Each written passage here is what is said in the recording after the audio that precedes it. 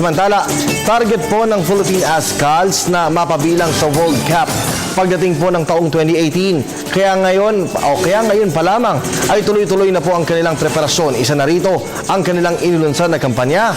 Para po sa detalye, ang ulat mula kay Jules Gia.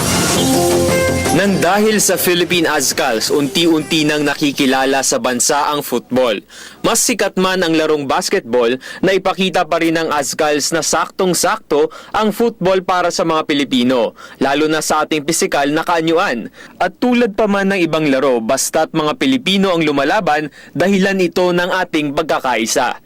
Ngayong papalapit na ang susunod na World Cup sa taong 2018, pangarap ng Philippine Azkals na makapasok at makapaglaro sa isa sa pinakasikat na sports events sa buong mundo.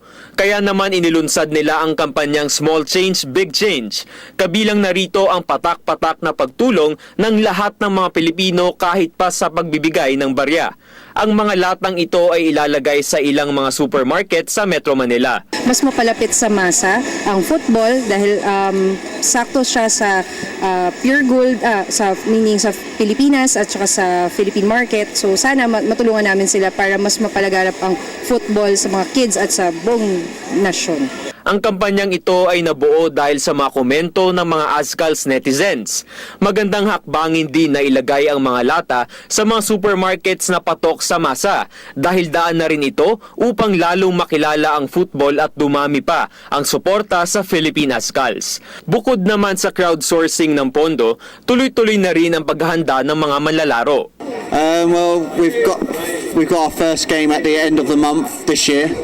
That'll be a friendly game for us to prepare, and we've actually been with our local clubs, our local UFL clubs, just playing, keeping fit every weekend.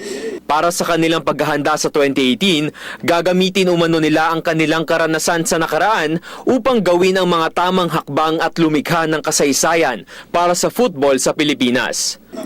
Small change, big change program to help support the team and help us achieve our goals of qualifying for the World Cup. Upang tumulong sa Philippine Azkals, patuloy lamang na bisitahin ang kanilang Facebook page na Small Change, Big Change.